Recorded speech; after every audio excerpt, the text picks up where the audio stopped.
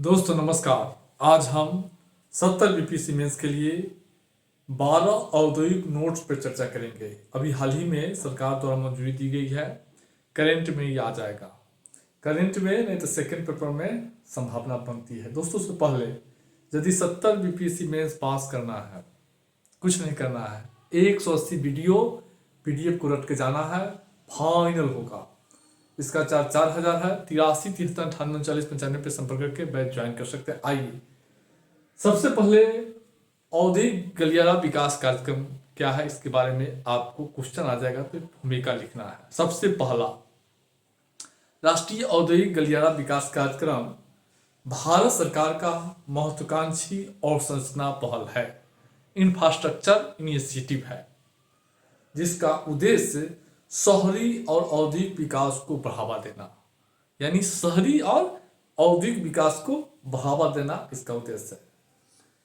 भूमिका लिखने के बाद इसकी शुरुआत जो है 2007 में दिल्ली मुंबई औद्योगिक कॉरिडोर, यहाँ जो है दिल्ली है, आई मुंबई है, दिल्ली मुंबई औद्योगिक गलियारा के शुरुआत के साथ इस कार्यक्रम की शुरुआत की गई है। मैं थोड़ा सा और बढ़िया से बना लीजिएगा, हम जल्दीबाजी में बना दिए हैं। कॉपी पे बढ़िया बनाइएगा, सीख लीजिएगा मैं बनाना। वैसे हम सबका जो है क्या बोलते हैं, ओरिजिनल जो है पिक्चर भेज दिए हैं ग्रुप में है, उसको देखिएगा।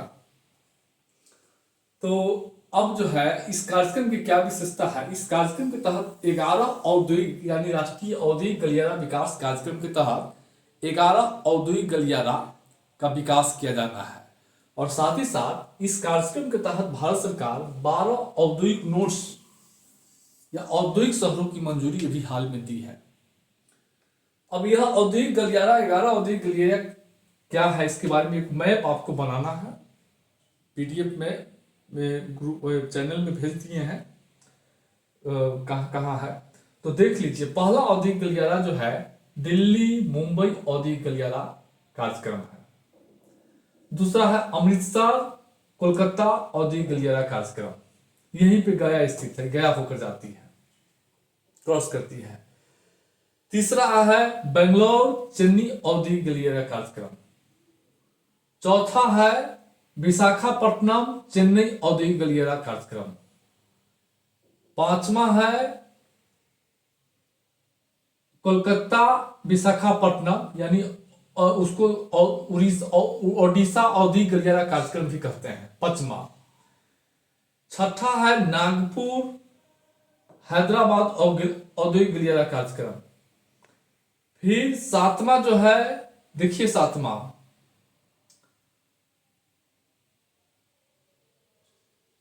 चौथा और छठा जो है नागपुर और हैदराबाद औद्योगिक गलियारा कार्यक्रम है।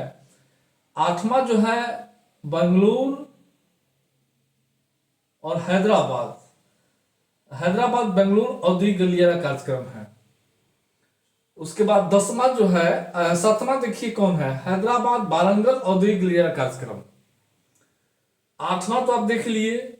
9वां जो है आपको देखना है यहाँ पे बेंगलोर मुंबई औद्योगिक गलियारा कार्यक्रम 9वां। 10वां जो है आपको देखना है यहाँ पे, हाँ, जो बंगलौर चेन्नई औद्योगिक गलियारा को ही विस्तार कर दिया है कोची तक। 10वां जो है औद्योगिक गलियारा कार्यक्रम है, इसको आप जो है देख रहे हैं।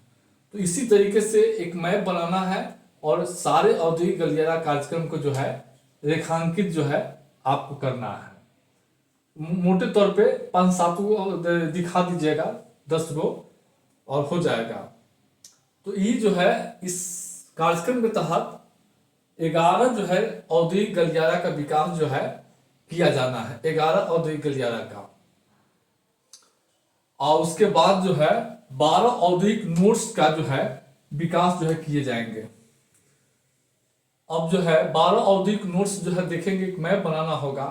और इसमें देखिएगा, एक है उत्तराखंड में खुरपिया है, उत्तर प्रदेश में आगरा प्रयागराज दोनों है, बिहार में गया है, उसके बाद आंध्र प्रदेश में ओवरकल है, आंध्र प्रदेश में ही कोवर्थी है, उसके बाद जो है केरल में जो है पलक्कड़ है, तेलंगाना में जो है यहाँ पर तेलंगाना है, जहीराबाद है, दिघी जो है महाराष्ट्र में है, और राजस्थान में जोधपुर और पाली यहाँ पे है, और ये पंजाब में राजपुरा है। तो इन्हीं औद्योगिक गलियारा का जो है औद्योगिक शहरों या औद्योगिक नोड्स का विकास किया जाना है। आपको क्या करना है कि दो मैप बनाना है, एक राष्ट्रीय औद्योगिक गलियारा कार्यक्रम का होगा और दूसरा मैप होगा औद्योगिक नोड्स का। जो औद्योगिक शहर है उसका एक मैप बनाना है और इसको घेर देना है। तो हम आपको बता दिए कहाँ कहाँ है। अब मेन इसको दिखना है, इसका महत्व, इसकी चुनौती क्या है, इस पे हम फोकस करेंगे। अब इस औद्योगिक गलियारा या औद्योगिक शहरों का क्या महत्व है यह जानना जरूरी है। सबसे बड़ा महत्व है यह रणनीतिक निवेश को बढ़ावा देगा। क्या स्ट्रेटेजिक इन्वेस्टमेंट को बढ़ावा देगा। यह क्या करेगा कि बड़े उद्योगों और एमएसएमई के लिए निवेश को आकर्षित करके एक गतिशील औद्योगिक परिस्थितिक तंत्र विकसित करेगा। क्या करेगा, ये औद्योगिक शहर या राष्ट्रीय औद्योगिक गलियारा कार्यक्रम एमएसएमई और बड़े उद्योगों के लिए निवेश को आकर्षित करके एक गतिशील औद्योगिक परिस्थितिक तंत्र का विकास करेगा। दूसरा, इस औद्योगिक शहर से या राष्ट्रीय औद्योगिक गलियारा कार्यक्रम से 1 मिलियन प्रत्यक्ष रोजगार और 3 मिलियन अप्रत्यक्ष रोजगार का सृजन होगा। आप कहिएगा कि रोजगार का कैसे सृजन होगा, तो जो बनाया जाएगा इसमें सबको रोजगार मिलेगा। जब ये बन जाएगा तो दुकान खुलेगा, होटल खुलेगा, रेस्टोरेंट खुलेगा, फैक्ट्री खुलेगा, तो इस समय लोगों को रोजगार मिलेगा इसके माध्यम से। उसके बाद यह औद्योगिक शहर या राष्ट्रीय औद्योगिक गलियारा कार्यक्रम 2030 तक 2 ट्रिलियन के जो भारत सरकार का महत्वाकांक्षी लक्ष्य है, निर्यात को 2030 तक 2 ट्रिलियन करना, उस लक्ष्य को प्राप्त करने में सहायता करेगा।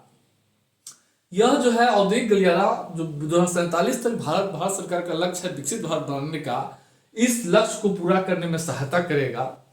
साथ ही साथ यह जो है औद्योगिक शहर, यह कार्यक्रम जो है स्मार्ट शहर, आधुनिक बुनियादी ढांचा जो शहरों में यह कार्यक्रम औद्योगिक स्मार्ट शहर, आधुनिक बुनियादी ढांचे का विकास करेगा। साथ ही साथ इन शहरों में क्या होगा, मांग से पहले plug and play model, work to walk अवधारणाओं को इसमें जो है शामिल किया जाएगा।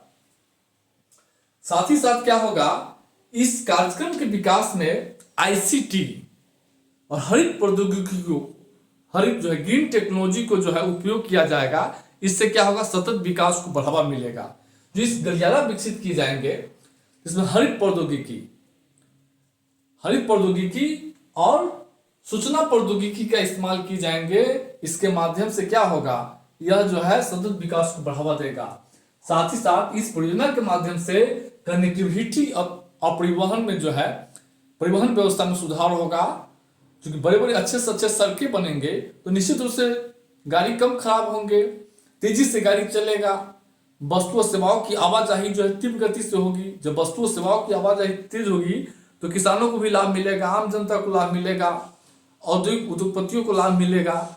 इससे जो है कनेक्टिविटी में सुधार होगा और आर्थिक विकास को इसको बढ़ावा मिलेगा। कैसे मिलेगा, यह शहर क्या करेगा, यह जो गलियारा या शहर निर्यात को बढ़ावा देगा, अब उत्पादन को बढ़ावा देगा तो लोगों को रोजगार मिलेगा तो लोग की आय बढ़ेगी तो लोग परचेजिंग करेंगे, कनेक्टिविटी में सुधार करेगा, उत्पादन बढ़ेगा, निर्यात को बढ़ावा देगा, उत्पादन बढ़ेगा। जब उत्पादन बढ़ेगा तो ऑटोमेटिक क्या होगा, आर्थिक विकास तेज होगी, निवेश आएगा तो आर्थिक विकास को बढ़ावा मिलेगा।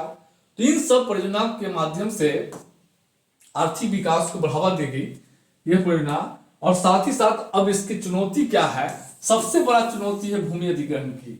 अभी जो है मुंबई अहमदाबाद जो है और मुंबई जो है बुलेट ट्रेन भूमि अधिग्रहण के कारण काफी विलंब हो रही है उसके क्रियान्वयन में। इसी तरीके से जितने भी औद्योगिक कॉरिडोर है काफी विलंब से जो है चल रही है, काफी विलंब हो रही है उसमें, क्योंकि भूमि अधिग्रहण की चुनौती बहुत ज्यादा है भारत में। एक तो भूमि पर जनसंख्या का दबाव अधिक है, नई भूमि को जो है औद्योगिक कार्यों के लिए, कृषि कार्यों के लिए जो है नई भूमि है नहीं, जो भूमि है उसी को जो है इस्तेमाल करना है औद्योगिक क्षेत्रों में या कृषि क्षेत्रों में। तो भूमि पर जनसंख्या के दबाव होने के कारण नई भूमि की जो है चुनौती है, जो भूमि है उसको अधिग्रहण करने में भी तमाम तरीके से न्यायिक चुनौतियां जो है। तो भूमि अधिग्रहण की चुनौती, पर्यावरणीय चिंता, इन औद्योगिक शहरों और गलियारों को विकसित करने के लिए बड़े पैमाने पर पेड़ पौधे काटे जाएंगे। इससे पर्यावरणीय चिंता, साथ ही साथ जो बांध बनाए जाएंगे, इससे क्या होगा, जो पर्यावरणीय समस्या है वो चिंता पैदा होगी। साथ ही साथ जो है इस पर पर्यावरणीय मंजूरी की भी जरूरत होगी।